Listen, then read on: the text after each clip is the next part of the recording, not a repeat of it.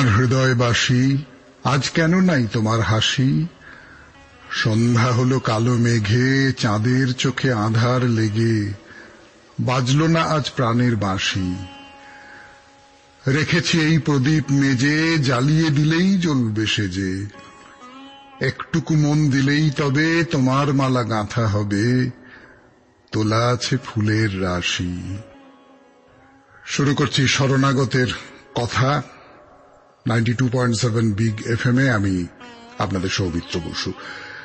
বিশুদ্ধ সিদ্ধান্ত মতে আজকে বুধবার 24শে চৈত্র 1427, ইংরেজির 7ই এপ্রিল 2021, তিথি ফাল্গুন, কৃষ্ণপক্ষ একাদশী, নক্ষত্র ধনিষ্ঠা। সূর্যোদয়ের সময় ভোর 5:27 হয়ে 41, সূর্য অস্ত যাবার সময় বিকেল 5:50 হয়ে 11। আজকে জন্মে মকর রাশি, বৈশ্য বর্ণ, মতান্তরে শূদ্র বর্ণ দেবারিগণ। দিনের বেলা 3টে গতে কুম্ভ রাশি, শূদ্র বর্ণ, মতান্তরে বৈশ্য বর্ণ। আজ শ্রী শ্রী গোবিন্দ ঘোষের প্রয়াণ তিথি। আজকের দিনেই বিশিষ্ট ইংরেজ কবি উইলিয়াম ওয়ার্ডসওয়ার্থ জন্মগ্রহণ করেন 1770 খ্রিস্টাব্দে। আজকের দিনেই প্রতিষ্ঠিত হয় বিশ্ব স্বাস্থ্য সংস্থা হু। আপনাদের আরো জানাতে চাই, প্রখ্যাত সেতার বাদক পণ্ডিত রবিশঙ্কর 1920 খ্রিস্টাব্দে আজকের তারিখেই জন্মগ্রহণ করেন। আমাদের হোয়াটসঅ্যাপে চিঠি পাঠাবার নাম্বার হল 9831922927। চিঠির গোড়ায় অতি অবশ্যই SG লিখতে হবে। আর আমাদের ফেসবুকের নাম হচ্ছে শরণাগত সৌমিত্র, SHARANAGATA শরণাগত, SOUMITRA সৌমিত্র। এবারে গান শুনবো। গানের পরে আজকের দিনটার একটা বিশেষত্ব আছে। একটু আগেই আপনাদের বলেছি যে আজকে WHO হু, বিশ্ব স্বাস্থ্য সংস্থা, তার জন্মদিন।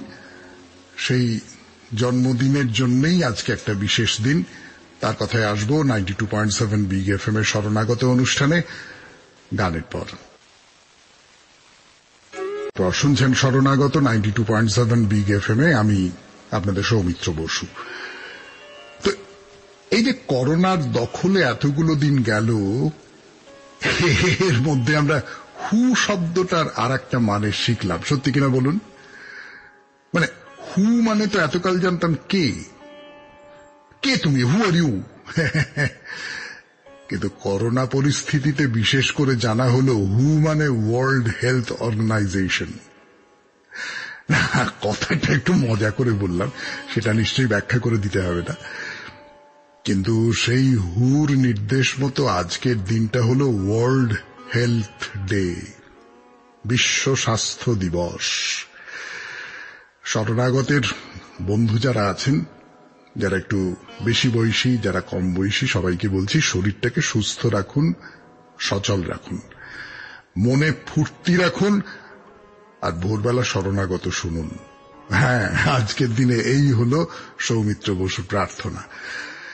এবারে আপনাদের বলি আজকের অনুষ্ঠান সম্পর্কে। আজকে অনুষ্ঠান মানে যেমনটা অনুষ্ঠান হয় তেমনটাই, অর্থাৎ প্রথমে পুরাণ চিরন্তন বেতাল পঞ্চবিংশতির গল্প। সেই বেতাল পঞ্চবিংশতির গল্প, যে গল্পটা বলছিলাম, সেটা একেবারে শেষ পর্যায়ে এসে পৌঁছেছি। সেই চোর, ব্রাহ্মণ কুমার আর রাজা, এই তিনজনেই পিতৃত্বের দাবি করছে মোহিনীর ছেলের কাছ থেকে।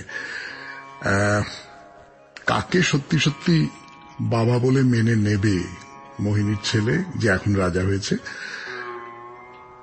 এই প্রশ্নের মুখে পড়বো আমরা। তারপরে একটা নতুন গল্পে চলে যাব।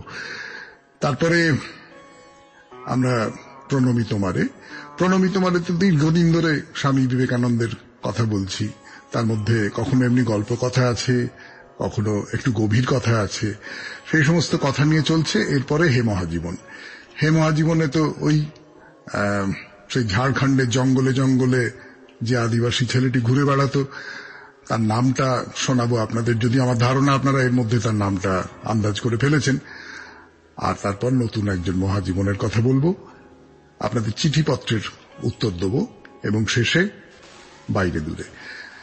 বাইরে দূরেতে আমরা বলছিলাম নেপালের নানান মন্দিরের কথা, সেই সমস্ত মন্দিরের কথা শোনাবো আপনাদের। তাহলে আপাতত গানের পর ফিরে আসছি পুরাণ চিরন্তন নিয়ে 92.7 বিগ এফএম এ শরণাগত অনুষ্ঠানে। আমি আপনাদের সৌমিত্র বসু ফিরে এসেছে কথা বলবার জন্য পুরাণ চিরন্তন 92.7 বিগ এফএম এ। তাহলে চোর, সেই ব্রাহ্মণ কুমার আর রাজা, এই তিনজন পিতৃত্বের দাবি করছে মোহিনীর ছেলের কাছ থেকে।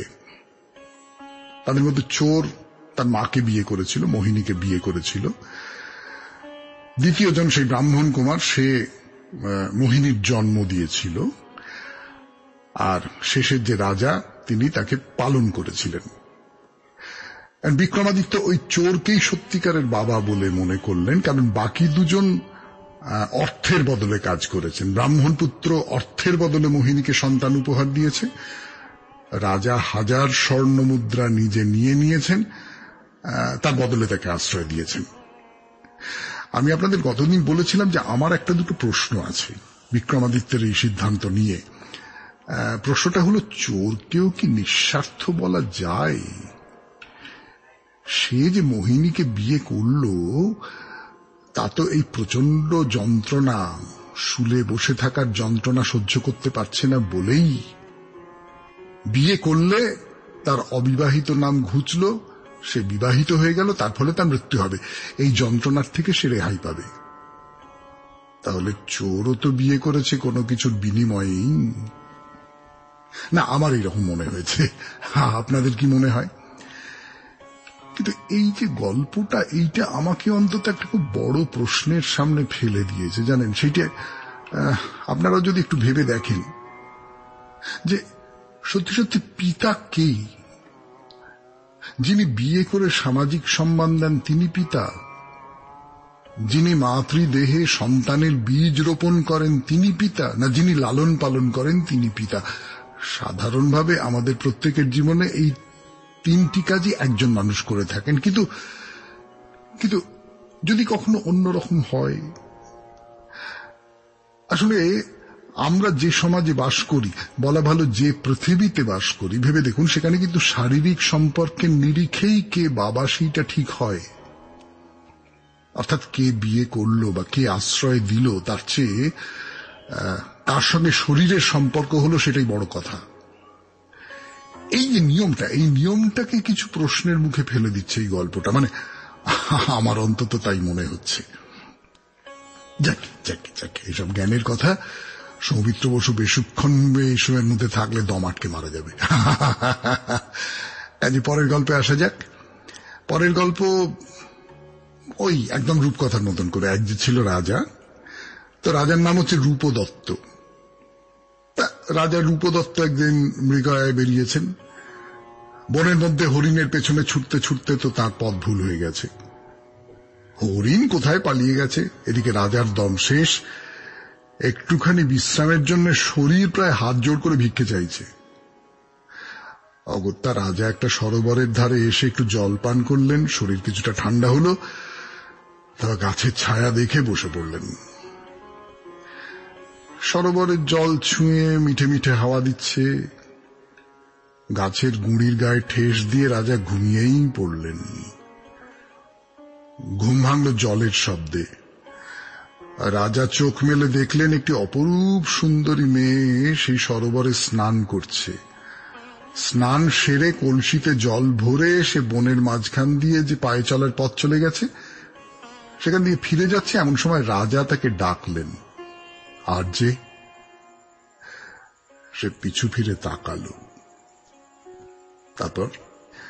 তারপর কি হতে পারে সেটা খানিকটা আন্দাজ করতে পারেন আপনারা, কিন্তু না, আন্দাজ যে পুরোটাই মিলবে এমনটা নাও হতে পারে। এটা পরের দিন হবে। আপাতত আমরা চলে যাই প্রণমী তোমারে, স্বামী বিবেকানন্দের কথায়। কিন্তু এই যে পুরাণ চিরন্তন আর প্রণমী তোমারের মাঝখানের যে ফাঁকটা, সে ফাঁকটা ভরাট হয়ে যাক গান দিয়ে।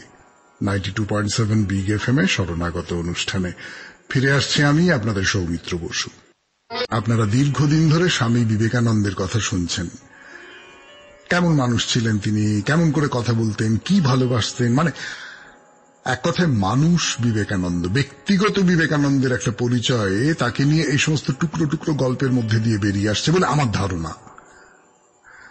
কিন্তু একটা কথা একটু বলে নিতে চাই, স্বামীজির যে দর্শন, তার যে ধর্ম ভাবনা, তাই নিয়ে দু একটা কথা তো নিশ্চয় বলা উচিত, উচিত না? বেশ, বলি তাহলে, কিন্তু বলবো গানের পর। শুনছেন শরণাগত 92.7 বিগ এফএম-এ, আমি আপনাদের সৌমিত্র বসু। 92.7 বিগ এফএম-এ শরণাগত অনুষ্ঠানে প্রণমী তোমারে। এখন আমি আপনাদের যা বলবো তা স্বামীজি বলেছিলেন হরিপদ মিত্রকে, তিনি আবার সেই সমস্ত কথা লিখেও রেখেছিলেন। সেখান থেকে একটু পড়বো আর আপনাদের অনুমতি নিয়ে সেই সব কথার সূত্র ধরে যা দু একটা কথা মনে হয় সেগুলো আপনাদের বলবো। বিবেকানন্দ বলছেন, মানুষ তো সুখী হতেই চায়, এতে তো কোনো সন্দেহ নেই। সুখী হতে গেলে এই কাজ করতে হবে, তা মানুষ সেই কাজ করছে, কিন্তু সফল হচ্ছে না, মানে সুখ পাচ্ছে না। তাই তো আমাদের সকলের ক্ষেত্রেই তো মোটের উপর ব্যাপারটা তাই। কিন্তু কেন সফল হচ্ছে না সেটা কি খুঁজে বার করা উচিত নয়? এখন সেই অনুসন্ধানের কাজটা অধিকাংশ মানুষ করে না। যদি করত তাহলে হয়তো দুঃখ নিবারণের উপায় বার করে ফেলতে পারত। এইখানে স্বামী বিবেকানন্দ একটা কথা বলছেন, অথবা বলা ভালো হরিপদ মিত্রের লেখায় স্বামীজির এই কথাটি পড়ছি যে ধর্ম সম্পর্কে যেরকম বিশ্বাস হোক না কেন, যদি কেউ সেই বিশ্বাসের জোরে নিজেকে যথার্থ সুখী বলে অনুভব করে, তাহলে তার ওই মত পরিবর্তন করার চেষ্টা করা কারোর উচিত নয় এবং তাতে সুফল হয় না। এই কথাটা একটু কিরকম লাগছে না? না, স্বামী বিবেকানন্দের সঙ্গে তর্ক করব এমন ক্ষমতা তো আমার নেই, তার উপায়ও নেই। আমি শুধু আপনাদের সামনে এই সংশয়টি রাখতে চাই, ধর্ম পালনটা তো হয় মানুষের আচরণের মধ্যে দিয়ে। কেউ কোনো একটা ধর্ম আচরণ করার ফলে ধরুন এক বা একাধিক মানুষের ক্ষতি হয়ে গেল, কিন্তু যে সেই আচরণটা করছে তার সুখ হচ্ছে, এমন তো হয়, পৃথিবীতে হয়, তো হচ্ছে, তো আমরা দেখতে পাচ্ছি তো চারপাশে। তাহলে কি তাকে সেটা করতে দেওয়া উচিত? না, আমার মনে হয় না স্বামীজি এমন কোনো কথা বলবেন।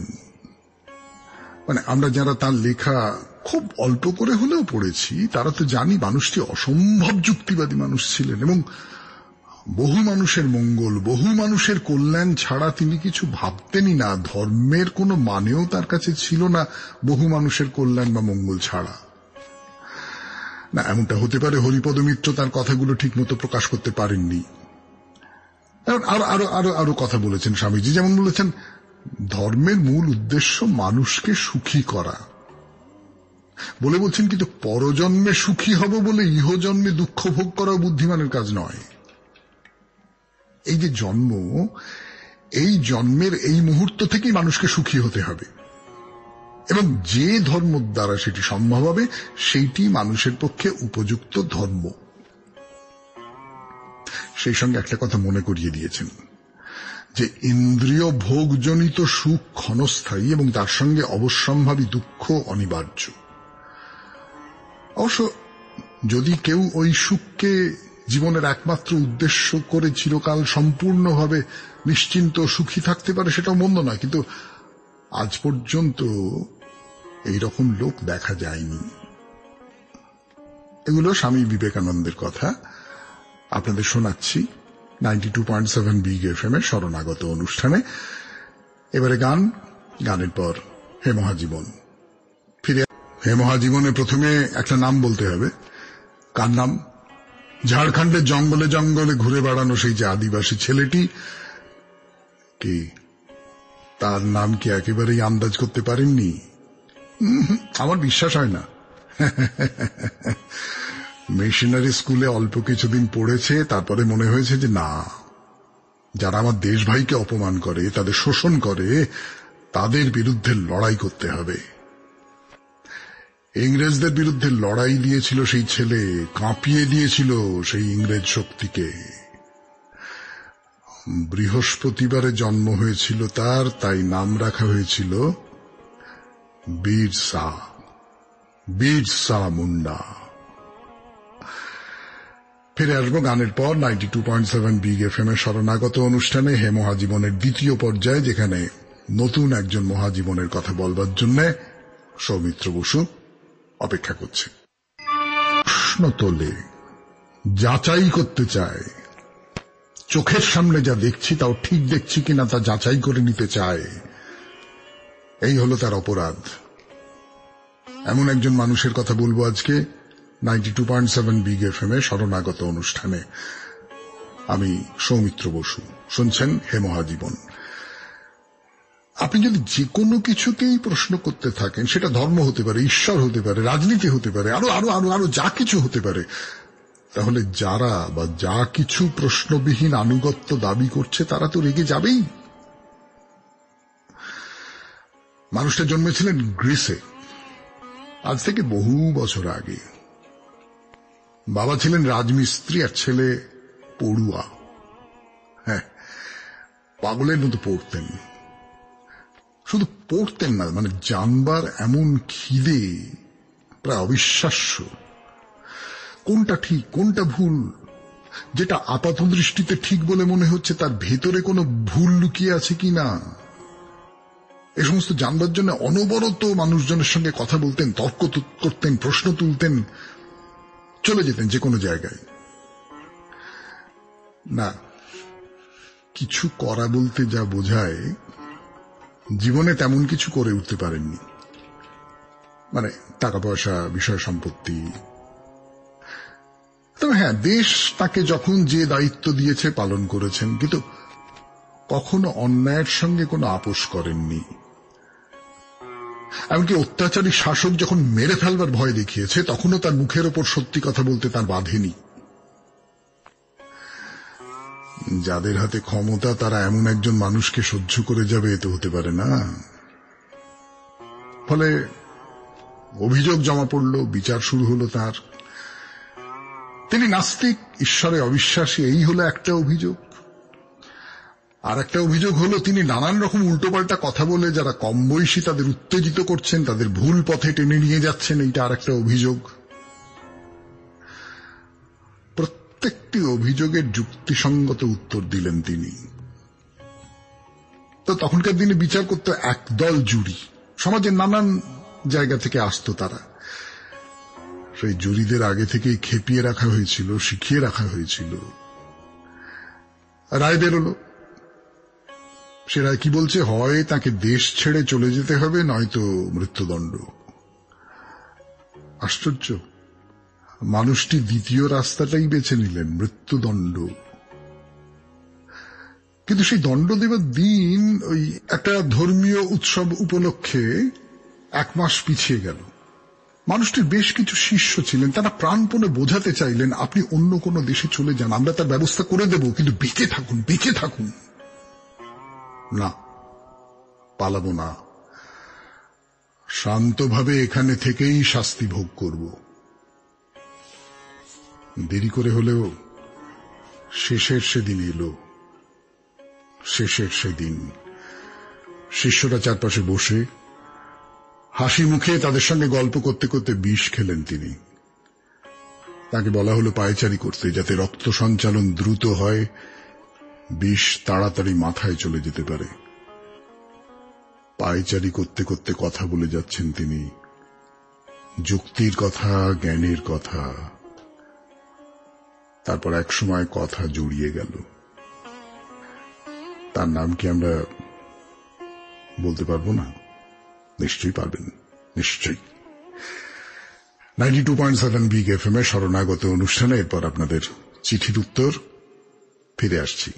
চিঠিপত্র খুলতে 92.7 বিগ এফএম এ শরণাগত অনুষ্ঠানে প্রথম যে চিঠিটি, সেটি পাঠিয়েছেন, অনেকদিন বাদে পাঠিয়েছেন, তন্দ্রা চক্রবর্তী, আড়িয়াদহ থেকে। শুভ সকাল ভাই, দিদিকে মনে আছে তো? শরণাগত আমায় বেঁচে থাকার আনন্দ দেয়। রবিবারের শরণাগত আরো আকর্ষণ করে বাণীর সাথে ছোট ছোট গল্প বলে বাণী ব্যাখ্যা, আর সেটা যখন সৌমিত্র বসুর গলায় ম্যাজিক হয়ে বেরিয়ে আসে। আমি ছাদে বসে তোমার কণ্ঠে শরণাগত শুনি আর চারদিকে প্রাকৃতিক শোভা দেখি। চমকে উঠি যখন সৌমিত্র বলে, কি জেগে আছেন তো, শরণাগতর সাথে আছেন তো? তখন মনে হয় চিৎকার করে বলি, ভাই আমি তোমার সাথেই আছি। তারপরে হা হা অদ্ভুত হাসি।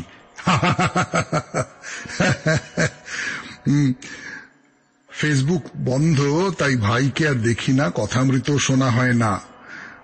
শরণাগতের বন্ধুরা, আমার ভালোবাসা নিয়েও ভালো থেকো, সবাইকে ভালো রেখো। ভাই তুমিও খুব ভালো থেকো। ভাই তুমি সবাইকে ভালোবাসতে পারো, কাউকে কাউকে আঘাত করতে বা অসম্মান করতে পারো না, এটাই দিদির বিশ্বাস। খুব ভালো থেকো ভাই। তন্দ্রা চক্রবর্তী, আড়িয়াদহ। তন্দ্রাদি বলি, হ্যাঁ তন্দ্রাদি, এই চিঠিগুলো না কিরকম একটা ভেতরে কি বলবো টনিকের কাজ করে আর কি। মানে এতটা ভালোবাসা নিয়ে অনুষ্ঠান শোনেন, এই ভালোবাসাটা আপনার ভেতরেই আছে, সেইটাই কোনোভাবে আমার অনুষ্ঠানের সূত্র ধরে বেরিয়ে আসে। কি আর বলবো, আপনি খুব ভালো থাকবেন, সাবধানে থাকবেন, আর শরণাগত শুনবেন, এই তো। পরের চিঠি, এটা ইংরেজি হরফে লেখা, ফলে যাকে রোমান স্ক্রিপ্ট বলে, একটু বেঁধে বেঁধে যেতে পারে আর কি। আমি উমা ভট্টাচার্য, বারাসাতে থাকি।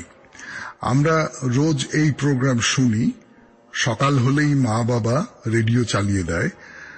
আগে কিন্তু আমরা রেডিও শুনতাম না। সেই দেবী দুর্গার মহালয়া, সেই সময় রেডিও শোনা হতো। এখন স্মার্টফোন আসার দরুন কেউ রেডিও শোনে না, কিন্তু যবে থেকে এই প্রোগ্রাম চালু হয়েছে অনেক মানুষ এই প্রোগ্রাম শোনে আর ভালোবাসে। একটাই রিকোয়েস্ট, বেশি গান যদি না শোনান, আপনার প্রোগ্রাম যদি আপনি একটু বেশি পুরনো মন্দির নিয়ে বলেন, খুব ভালো লাগবে। আর আমার বাবা শ্রী দুলাল ভট্টাচার্য, মা শ্রীমতী ছন্দা ভট্টাচার্য আপনার খুব বড় ফ্যান, তাই তাদের নাম সেন্ড করলাম। আপনার প্রোগ্রাম আরো অনেকদিন চলুক, এই কামনা করি। ভালো থাকবেন। কি আর বলবো, প্রশংসার উত্তরে আর কি করবার আছে, কিন্তু যেটা একটু আগে তন্দ্রাদিকে বললাম সেই কথাটাই বলি, যে এই সব কথাগুলো প্রায় টনিকের কাজ করে তো ভেতরে। আর গান কম বেশি কথার সূত্র ধরে বলি, গান কতটা হবে, কথা কতটা হবে, তার একটা হিসেব আছে তো। সেই হিসেব অনুযায়ী আমি কিন্তু প্রচুর কথা বলি। আমার নিজেরই মাঝে মাঝে নিজের কথা শুনতে শুনতে অসহ্য লাগে বলতে বলতে। কিন্তু ঠিক আছে, দেখা যাক, আমি একটু কথা বলে দেখবো। এরকম চিঠি আসছে যখন তখন কত কথা বলবো, আমার পুঁজি তো বেশি নয়। ঠিক আছে, তাহলে এবার বাইরে দূরে 92.7 বিগ এফএম এ শরণাগত অনুষ্ঠানে গানের পর। 92.7 বিগ এফএম এ শরণাগত অনুষ্ঠানে আপনাদের আগের দিন বলছিলাম যে 4টে তোরণ দিয়ে এই মন্দিরে ঢোকা যায়। এই যে মন্দিরের কথা আপনাদের বলছিলাম, বিষ্ণু মন্দিরের কথা, 4টে তোরণ দিয়ে ঢোকা যায়। প্রত্যেক তোরণের বাইরে একটি করে প্রমাণ সাইজের জন্তুর মূর্তি, তার কোনোটা আবার পুরাণের কাল্পনিক জন্তু আছে, তারা যেন তোরণ পাহারা দিচ্ছে। মন্দিরের সামনে খানিকটা জমি মানে সেটা পাথর দিয়ে বাঁধানো, আর চারপাশে প্রচুর প্রচুর বিষ্ণু দেবতার মূর্তি। কোথাও এমনি একটা মূর্তি দাঁড়িয়ে আছে, কোথাও একটা ছোট্ট মন্দিরের মতো তুলে দেওয়া হয়েছে, তার সামনে রাখা আছে সারি সারি প্রদীপ, আর সব প্রাচীন মূর্তি। দেখলে মন ভালো হয়ে যায় না? সেসব মূর্তির কথা বলবার জন্য ফিরে আসছি গানের পর 92.7 বিগ এফএম এ শরণাগত অনুষ্ঠানে। আমি আপনাদের সৌমিত্র বসু ফিরে এলাম গানের পর। শুনছেন শরণাগত 92.7 বিগ এফএম এ। আমি সৌমিত্র বসু একেবারে শেষ পর্যায়ে এসে পড়েছি শরণাগতের বাইরে দূরে। তো আগেই তো বলেছি, নেপালের যত হিন্দু মন্দির আছে তাদের মধ্যে সবচেয়ে প্রাচীন হলো এই মন্দির। কত প্রাচীন? পণ্ডিতেরা বলছেন খ্রিস্টীয় চতুর্থ কি পঞ্চম শতাব্দীতে তৈরি হয়েছিল এই মন্দির। ওরে বাবা, মানে ধরুন আজ থেকে ১৫০০ বছরেরও বেশি আগে তৈরি হয়েছিল এই ছাঙ্গু নারায়ণের মন্দির। এর কারুকাজ দেখলে কিন্তু মাথা খারাপ হয়ে যাবে। এখানে ওখানে মানে প্রায় প্রায় প্রায় কি বলবো, দোকান ঘরের মতন সাজানো রয়েছে সব মূর্তি, থাম, দেয়ালের গায়ে লাগানো রয়েছে দেবদেবীদের ভাস্কর্য। এখন অবশ্য একটু সমস্যা আছে। নেপালে একটা ভূমিকম্প হয়েছিল মনে আছে 2015 সালে, সেই ভূমিকম্পে অনেকটাই নষ্ট হয়ে গেছে। তো যাই হোক, যা আছে, যত ওপরের দিকে মাথা তুলবেন দেখবেন একতলার তুলনায় দোতলাটা ছড়িয়ে গেছে, যেন দুই বাহু মেলে দিয়েছে আকাশের দিকে। পরপর মূর্তি দিয়ে যেন ধরে রাখা হয়েছে মন্দিরের ছাদকে। মন্দিরের মূল দরজার সামনে দাঁড়ান সাপ। না, সাপ কিন্তু প্রাচীন ভারতীয় স্থাপত্যে বারবার ফিরে ফিরে আসে। সাপের সঙ্গে মঙ্গলের একটা সম্পর্ক আছে।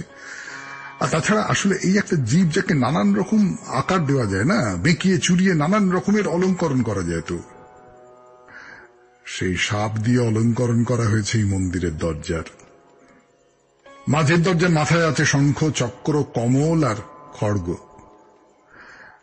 একটা শিলালিপি দেখতে পাবেন এই মন্দিরে, নেপালে পাওয়া প্রাচীনতম শিলালিপি। এই লিপিটি লিখিয়েছিলেন লিচ্ছবি বংশের রাজা মহাদেবম 464 খ্রিস্টাব্দে। 464।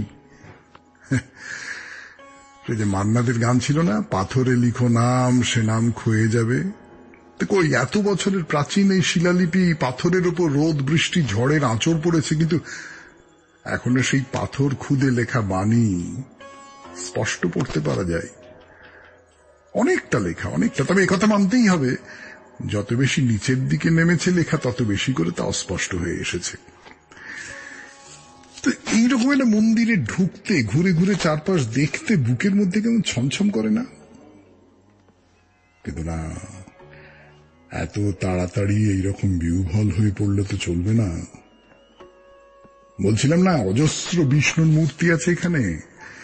বিষ্ণুর নানা রূপের স্থাপত্য ছড়িয়ে ছিটিয়ে আছে মন্দিরের ভেতরে। তাদের প্রায় প্রত্যেকটা পুরাকীর্তি হিসেবে অতুলনীয়। আর কবে কবেকার সব মূর্তি, এই ধরুন চন্দ্রনারায়ণ, 7ম শতকে তৈরি শ্রী বিষ্ণুর মূর্তি, গরুড়ের ওপরে বসে আছেন। এই কি অসাধারণ তৈরি, আমি বলে কি বোঝাবো। আছেন শ্রীধর বিষ্ণু, লক্ষ্মী আর গরুড়ের সঙ্গে তার পাথরের মূর্তি, 9ম শতাব্দীতে তৈরি। সাদা পাথরের মূর্তি বৈকুণ্ঠ বিষ্ণু, 16শ শতাব্দী। এখানে বিষ্ণুর 6টি হাত, কোলের ওপর বসে আছেন দেবী লক্ষ্মী। এরকম অনেক অনেক নানান রকমের সমস্ত মূর্তি। কিন্তু না, শরণাগত শেষ করবার সময় হয়ে গেল। আমাদের হোয়াটসঅ্যাপের নাম্বার বলি, যে নাম্বারে আপনারা চিঠি লিখবেন হোয়াটসঅ্যাপে 9831922927, আর চিঠির গোড়ায় মনে আছে তো SG মানে শরণাগত। আর আমাদের যে ফেসবুকের পাতাটি আছে তার নাম শরণাগত